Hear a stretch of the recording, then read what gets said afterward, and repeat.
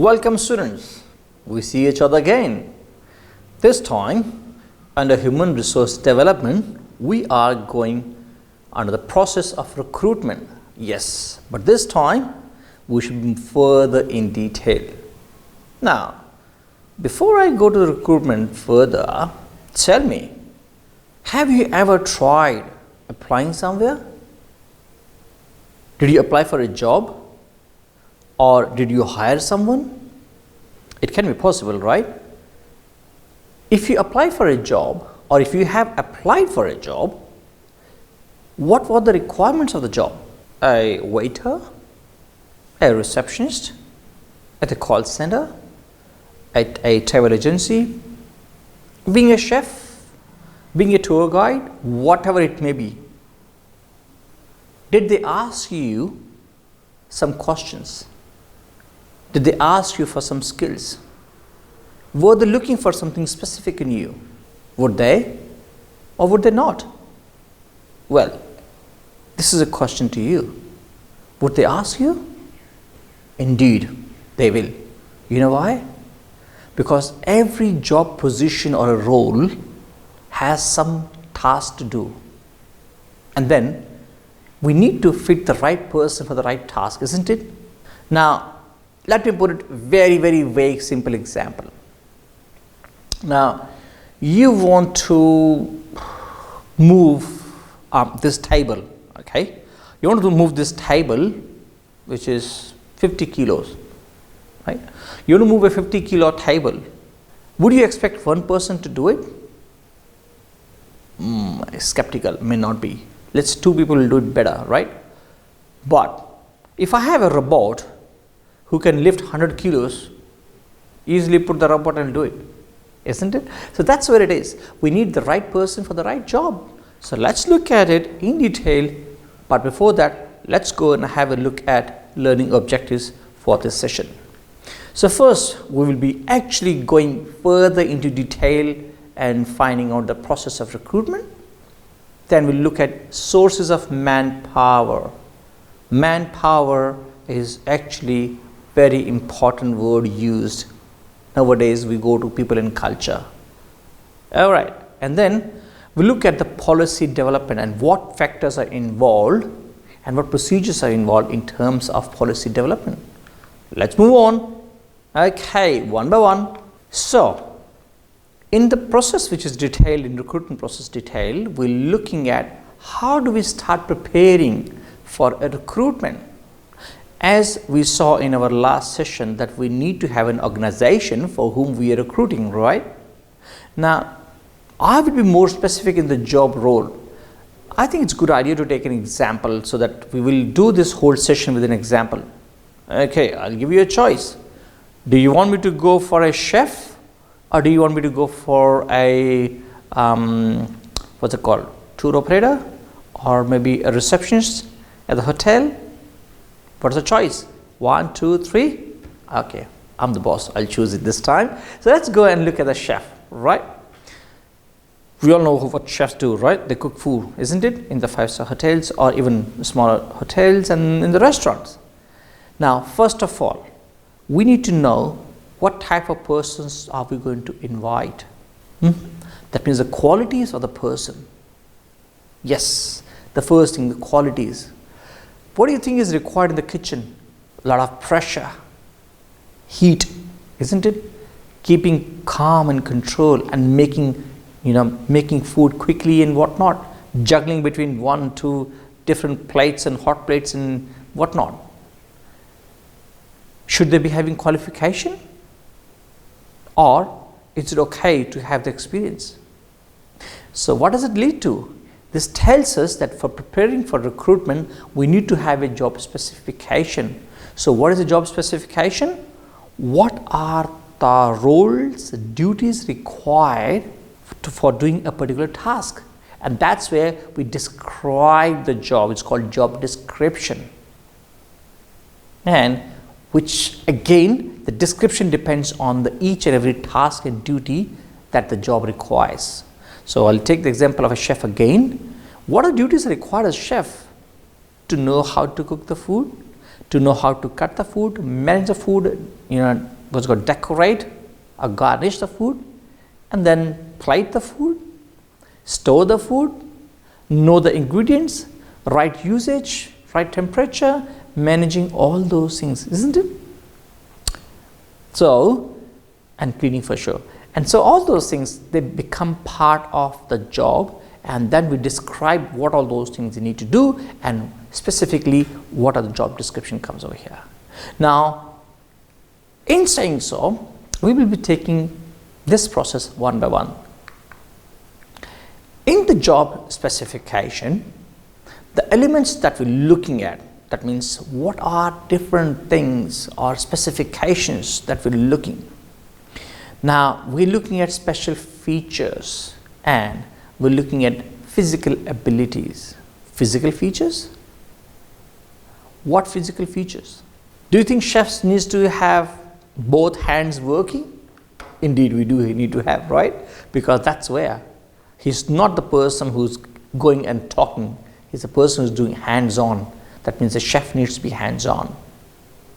A chef needs to physically move stuff, pick up, move, lift, drop, whatnot. So he needs to have physical abilities. So example given over here is the airline crew and the necessary skills. So let's take the example of an airline crew, just an example given over here. They have physical requirements that they must have a height of certain. I can tell you that I was rejected for 1 centimeter height. So I can tell you they need a height. That's one of the physical features which is required as a specification. Vision. Well, there are requirements for vision. There are requirements for weight. Why weight? Because if you look at airlines, they actually want you to have a specific physique and figure. Yes, they do need to have, so that you are presentable the way they want. Again, you need to have a modulation, voice modulation. How would you speak on that announcement so that everyone can listen to your voice, isn't it? Then also there could be age range. You must be from this age to this age. Well, these are the requirements which comes under physical specification. And that's where, when you are making a framing a policy, when you are making these physical specifications, you also have to keep in mind that you are not jeopardizing or you're not discriminating anyone over here. You're very open and very specific. All right. So let's move on from physical specification into the job description or job specification. Let's move on to the next one, which is mental specification. Now, I was just talking about chef earlier. In terms of mental specification, what do you think a chef would need mentally? I think quick thinker. He must be able to take too many orders at one point of time and able to manage 3 orders at one time. Maybe 2 trays, 2 gas ranges open, maybe he is juggling between 2 trays, and then cooking, cutting, putting the plating back, temperature control, how much time is required to cook one dish or hard cook and whatnot, and maybe he has 2 dishes on hand, right? But in general, we look at intelligence. Now, certain jobs need a certain level of intelligence, memory. So there are people I have seen who have short-term memory and they may not remember things for long. Well, then we are putting them on a risk. We're putting those people on risk, and we're putting the organization at risk too. Because if someone is injured, it's loss for the organization as well as a person. And then it's the organization responsibility to take care of their medical, and the bills, and maybe enable the person to come back and join again and whatnot. Now, again, there are judgment, ability to plan. Well, chefs too need to plan. They need to judge how much time and temperature they need to put in for making a particular dish. A airline's crew must have a judgment that how many, how she is going to, or she is going to maneuver the trolley, the food trolley, while the aeroplane may be having a little bit of turbulence. So we have to have the ability. Next is to estimate. Well, chefs do that every day, isn't it? They estimate how much they're going to consume the food, how much raw material to order, how much to consume, what not. That's estimate is always there. Budgeting is there. To read and write. Well, even your airlines crew, even your receptionist at the hotel, even your chef, they all need to read and write, isn't it? Obviously, they're reading something and they're writing maybe orders and whatnot. To think and concentrate for everyone for that matter, isn't it? But please do not be disguised or misguided, because there are people who are right, but they could have some mental disability or intellectual disability for that matter. They will not be able to calculate. They will not be able to concentrate. They can do everything but not concentrate. So again, if you're hiring someone but a person is not able to concentrate, does not fulfill the purpose, right? So then he or she is not fit for the right job. Then he or she cannot give the justice to the job, and neither can organization get anything out of the person. So it's actually a unfit, you can say, combination. Then we come scientific and arithmetic abilities. All those examples are actually the specifications which represent mental specifications, right? Now let's go and look at the next part, which is that different jobs require different degrees of such abilities, isn't it? Because every job will not require the same degree of those abilities. If I take an example that we have a marketing manager as compared to we have a chef. So chef is responsible for his kitchen. Chef is responsible for his staff, ordering food, preparing food, delivering food, serving food, and whereas marketing manager has to actually cater for whole restaurant or maybe the hotel. So he or she will be looking at overall hotel reputation, what different dishes or specialized dishes are called signature dishes of the chef, and any functions, isn't it? So they have different area to each other. That means they have different degrees of abilities to each other that is required for them to do this job properly, isn't it? Now, so let's take an example of marketing manager. So what processes that a marketing manager needs? Brochure preparation. And what would a chef need? Food or dish preparation, isn't it? Marketing manager on one hand will need a distribution channel. What is a distribution channel? Not the TV channels. Distribution channels are the channels the way you get your product to your house. And give you a very good example. Yesterday, today in the morning, I was preparing for the session, the same session, and I was sitting with my nephew, and my nephew was quite upset. I said, what happened? He says, my brother have a, the bunch of cards which I don't have, and we need to share, but he's not sharing with me. And sometimes we have a difficulty managing that because we both need at the same time. I said, what do you want? He said, I really want you to please order one set for me too. I said, go for it. He went online, he ordered on Amazon, and would you believe the delivery is tonight 10 p.m. He said, please do not use Papa's card. I said, what do I do? He said, please pay on delivery. So this is the distribution channel.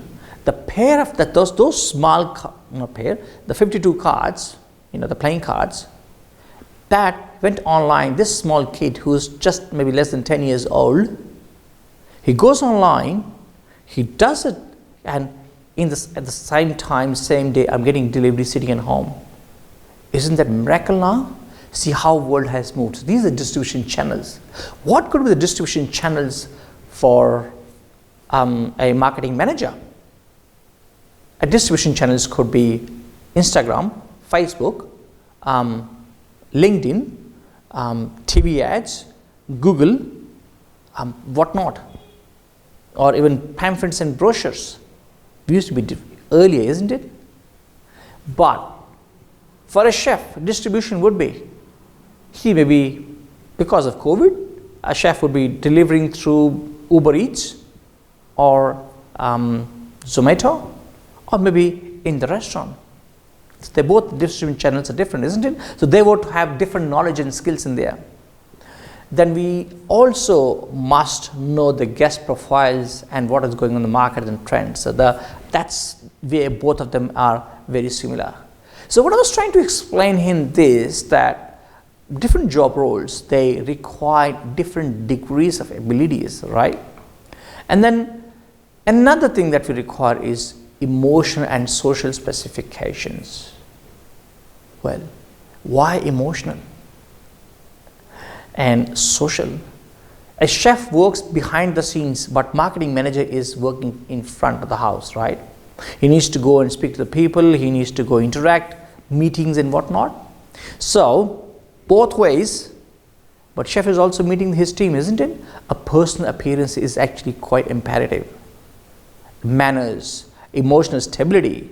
So I'm very sure you know that at times you have seen the videos and movies of chefs at times become very temperamental. They could be very angry if you do not do the right thing in the right place and right way. Yes, they can be. So this is again comes as emotional and social specification. Aggressiveness, as I was talking about chefs as compared to marketing manager, who would be quite submissive, or maybe the receptionist of the hotel or even the airline's crew. So again, these are the specifications or the characteristics that really impact working the employees when they deal with others. Because we are dealing with customers. Hospitality and tourism really is a service industry. We do not give them any products. We more so give them service. They do not become the owner of the hotel. They use our services, they stay in their room, and we give them comfort, we give them to stay there for some time, right? But what we give them is memories. What we give them is those moments, that moments of truth that they live over there and they enjoy. The next thing that we look at is the person extrovert or introvert. Why? Well, a marketing manager cannot be an introvert because he needs to go out and speak. He needs to go and meet the public. He has to show off, let them know how best we are matching your needs and what are we doing. A chef, on the contrary, can be extrovert or introvert because he does not have to have much of interaction with the customers. But a chef has to have his team interaction, isn't it? Now, cooperative leadership, initiative and drive. What does it mean is that cooperate each other with the team members, with others, with even your customers. Leadership requires in both the cases, chef needs a leadership because chef has a team and same has a marketing manager. Initiative and drive. It's a very interesting, I would say, word over here, rather, set of words, because initiative does not just come from money. It comes from the environment that you create. What do you mean by that? Okay, the environment means if I'm motivated as a head of the team, and if I am actually quite active, my team members automatically get my vibe, positive vibes. I'm very supportive, talking to them. Hello, how are you? What's happening? Let's do it together. We can do it. Come on. So that positive vibes really brings those vibes around. And then if I am doing these things very often, it becomes an environment and people follow you. So this is quite imperative from a team leader rather than a manager. Then comes skills in dealing with others. Again, socially, as I was explaining you, socially you talk to each other, how you interact with each other, and which is the skill required for marketing manager very, very much, because obviously a marketing manager goes outside. So the example given over here is a front desk personnel at the hotel reception or airlines must be having a pleasing, charming personality, isn't it? When you go, the way they talk to you, the way they interact with you, you really impacts that, and then you feel good about it. Oh, fair enough. And I give you one example here.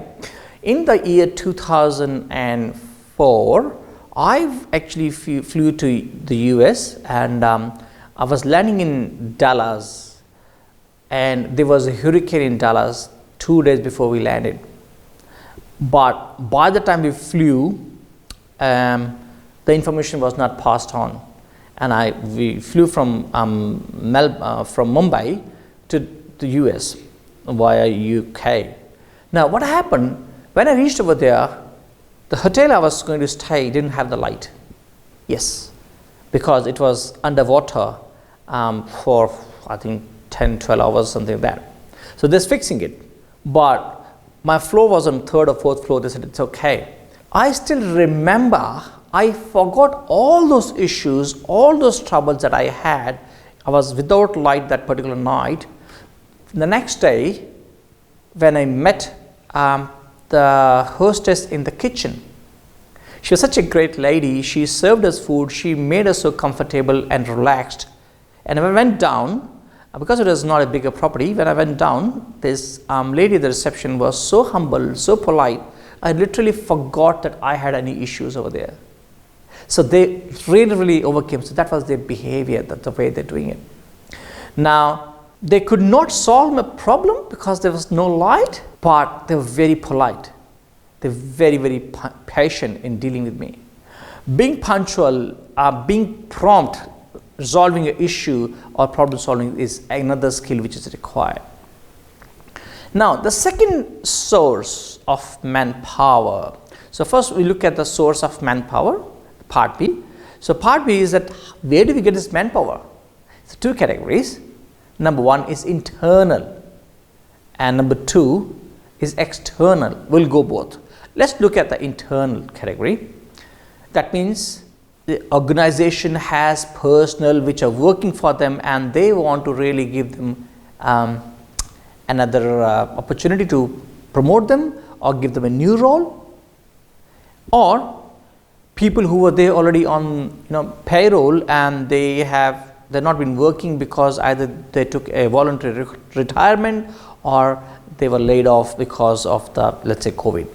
So it's internal. They all come internal. Why we call them internal? Because they're in the organization, they have been there, they know the working system, they know the organization. You do not really need much with them.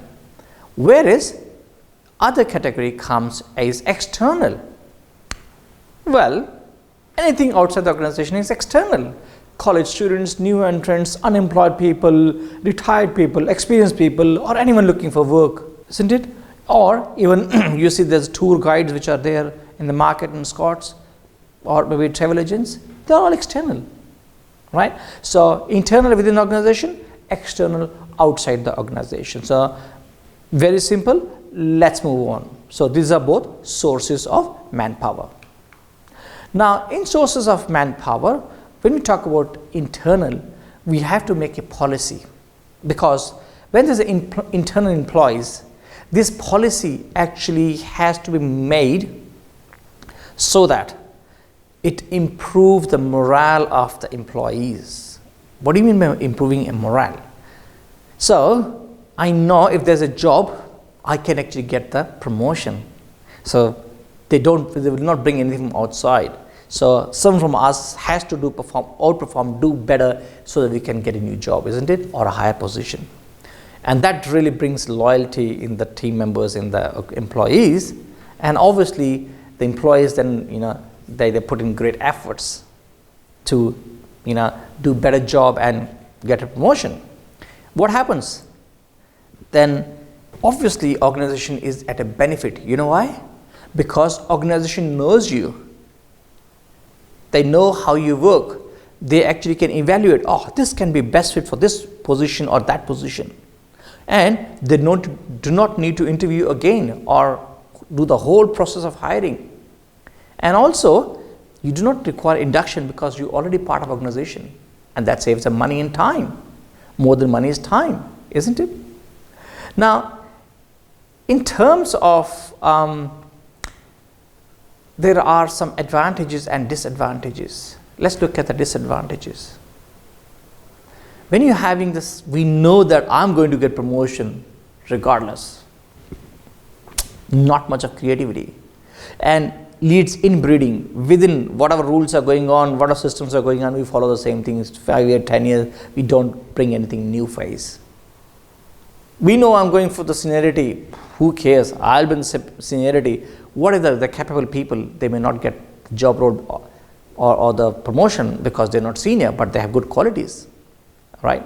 And no new face, no new thoughts and ideas, they come inside the organization. So what's happening? Organization is actually not really improving well. They're not getting much of latest information, new thoughts. Diversity is another part.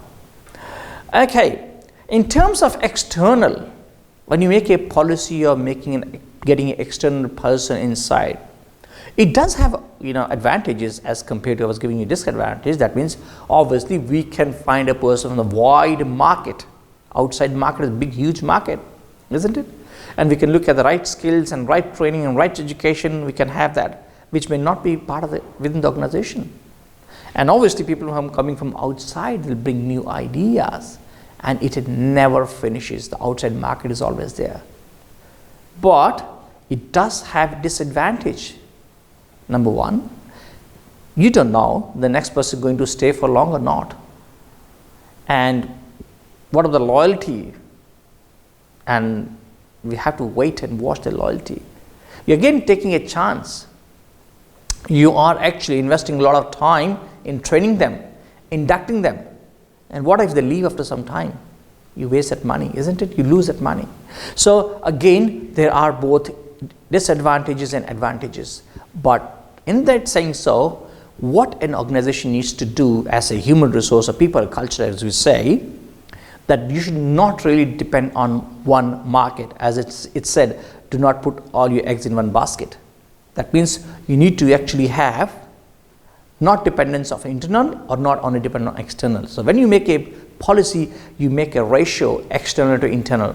But this ratio is actually based on few factors. Number one, its effect of policy on attitude and actions of all employees. What if the employees know, regardless I do good or bad, I don't do good, even if I do good, they will not promote me, they'll get someone from outside. So again, then there could be insecurity there, so that they won't give you good results. On the contrary, if you say, we know that we are going to get internal promotions regardless of our performance, then employee performance may not improve. So this is where organization have to look at the cost benefit, cost of new training, employing new person, training, inducting, and then getting them on, or getting the internal employee, giving them, promoting them and giving them incentives so that they do work better. And then second is the level of specialization required of the employees. Sometimes there's certain skills that are required, and if you give in-house training and you get a person who's ready to do that, good for you and good for organization. But sometimes those skills are not available within the organization, or training is too expensive. Again, cost benefit, then you can go outside. Then comes a degree of emphasis on participation by employees at our levels. So what happens is, now when you get a new employee, obviously new employee takes time to adjust. He or she may make mistakes, they may have some hiccups, but that will actually cost organization, isn't it? As compared to the old employee who would be adjusting quicker for the new role because he or she knows the organization much better. So, and then comes need and availability of originality and initiative within the organization. So this is something I was emphasizing earlier also. Now, when you train your internal employees, when you want to train your internal employees for certain qualities, let's say communication skills, or how to internally communicate with each other. I'm giving you this because I had done myself in one of the organizations. So there used to be emails, thousands of emails, and every day we were a bigger staff organization, but every member used to get 20, 30, 40 emails in a day, which are not pertaining to the person. So we actually we actually hired someone from outside to give this training to us. So it's good idea to have those training done from external source who has a fresh eyes and gives. But again, cost analysis, more than cost analysis, what we look at, is it worth doing internal or external? And then comes acceptance of seniority principles. Now, if as a people from HR or people in culture, manager from there, you have to see that is it that we are going to make a policy as a management. Does management accept people from internal promotions, or is it a good idea to take from external promotions, or a combination of both? So, but it has to be accepted from both management and the employees. What if they put too many conditions for employees to be promoted internally? Or what if there's a job insecurity? So putting all those things together, what did we learn today? We looked at the detailed process of recruitment, how recruitment is done. Where does the manpower come? What are the different sources? And when we're making the recruitment policy, what are the important factors and procedures that we have to take into consideration? With this, I hope you learned a lot today. Thank you so much, and I'll see you in next session. Thank you.